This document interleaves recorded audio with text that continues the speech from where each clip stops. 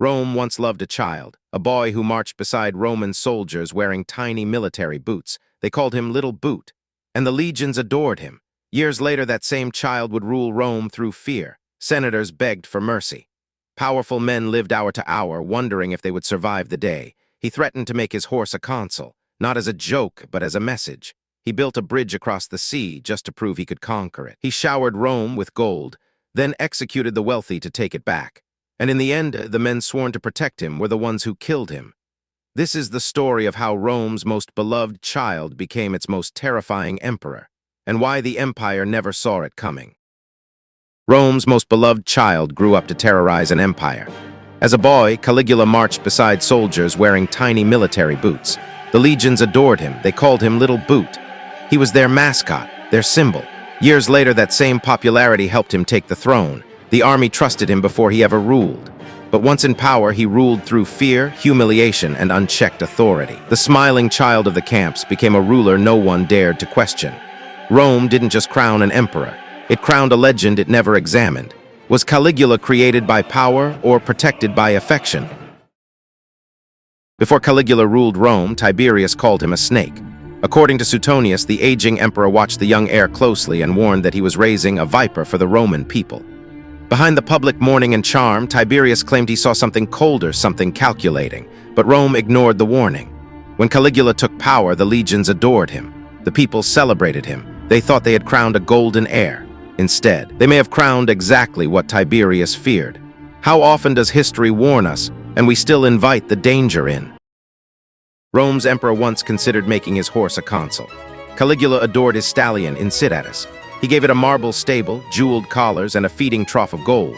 According to Suetonius, he even threatened to appoint the animal to Rome's highest office. Whether he truly intended it or not, the message was clear. If a horse could hold power, then the Senate meant nothing. The most powerful men in the empire were being compared to livestock and losing. It wasn't just eccentricity, it was humiliation.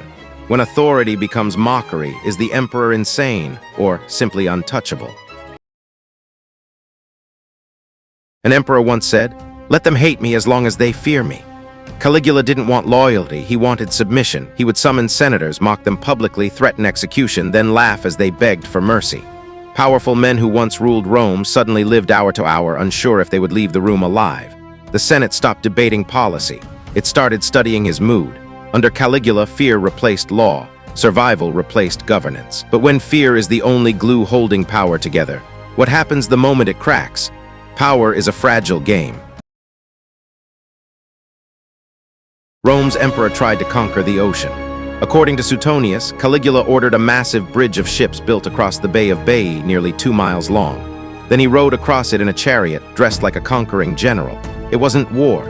It wasn't strategy. It was spectacle. Some said he wanted to defy a prophecy that he had no more chance of ruling than riding across the sea. So he did exactly that. An empire's resources were bent to prove one man's ego.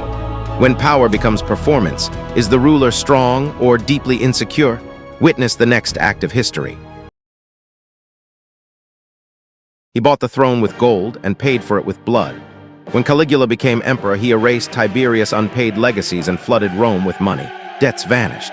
The crowds cheered. He looked like a savior. But generosity is expensive. Within months, the treasury ran dry, and the celebrations stopped. According to Suetonius, wealthy Romans suddenly faced treason charges. Convictions meant execution and confiscation of their estates. The gold returned to the emperor.